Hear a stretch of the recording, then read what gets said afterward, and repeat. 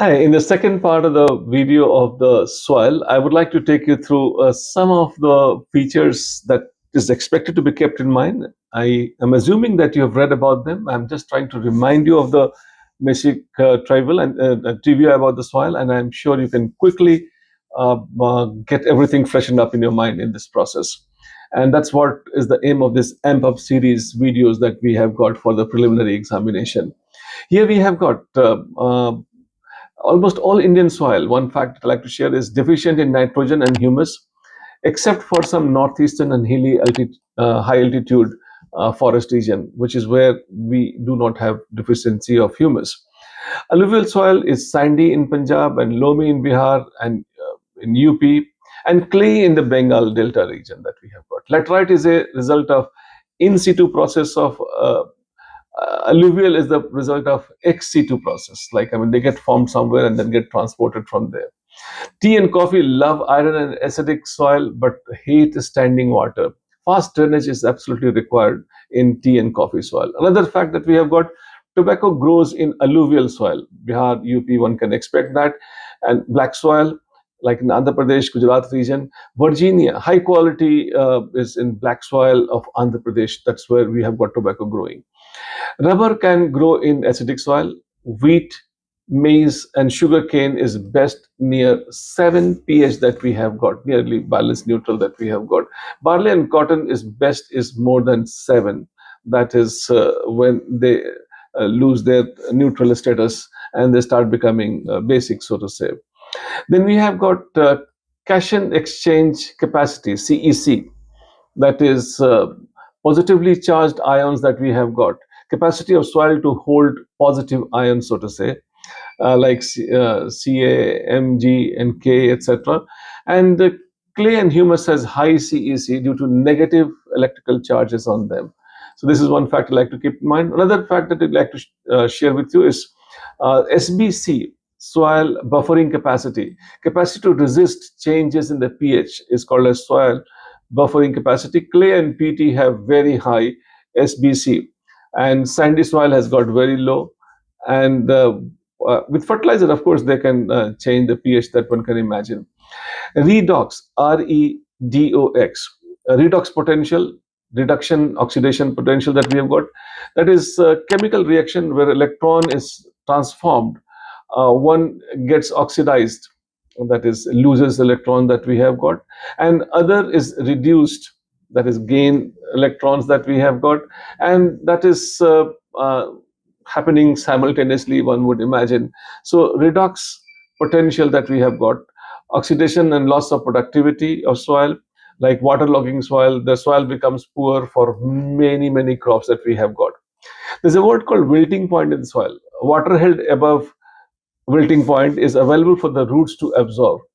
And then there's a word called PWP, permanent wilting point. That is where we have got the wilt means to limp or to droop. From there, like, I mean, to yield that we have got. And that's permanent wilting point, a particular level, and beyond that can be called as water present in the soil, which can be available for the roots to absorb. Even the driest of the dry soil, there is some water there. Soil moisture tensiometer is the instrument that is used for measuring the presence of soil in the water in the soil that we have got. Nitrogen is mobile in soil and atmosphere, while phosphorus locks. That is why it is placed near roots to absorb it, so that they cannot be really picked up from the long distance that we have got. Also, we have got at low pH, that is acidic, aluminum and magnesium becomes toxic, and at high pH, alkaline, that is, zinc and iron are deficient and are locked and not dissolving at all. So that's a dissolving very less that we have got. Uh, if the soil has got more organic matter, the water holding capacity goes high, and that's a basic characteristic that we can imagine. The process of humification in soil, quite often you hear, that is humus formation, and then humification, then it goes death, decay, decomposition, humification, mineralization, and that's from where the plants will take it. Alluviation, that is when we have got the material is washed down from the upper horizon to the lower horizon. Illuviation, when you have got whatever minerals dissolved in water, they get deposited in the lower horizon that we have got. Glaciation, Gleizatation, water-logged, and that is there is absence of oxygen because between the pores the water is present. And blue, green, gray, I mean, that's what we have got gray that we can imagine. Podzolization, extremely leached soil that we have got, aluminum and ferrous that one can imagine. Gray ash-like soil one would imagine in podzolization. Coniferous boreal forest, acidic soil, one can expect podzolization would have happened. Laterization is that leaching of silica has happened. High in iron is there and aluminum oxides. In tropical region, one can expect that. Calcification, high in calcium and its carbonates. Low rainfall region, one can expect. Kankar, I was talking about in the previous video, are formed here. Arid and semi-arid region. Salinization, that is capillary action that brings salt to the surface. Punjab, Haryana region, because of the faulty irrigation practice, excessive irrigation, they have come on the surface. Indira Gandhi Canal region also, that is a thing which is present there.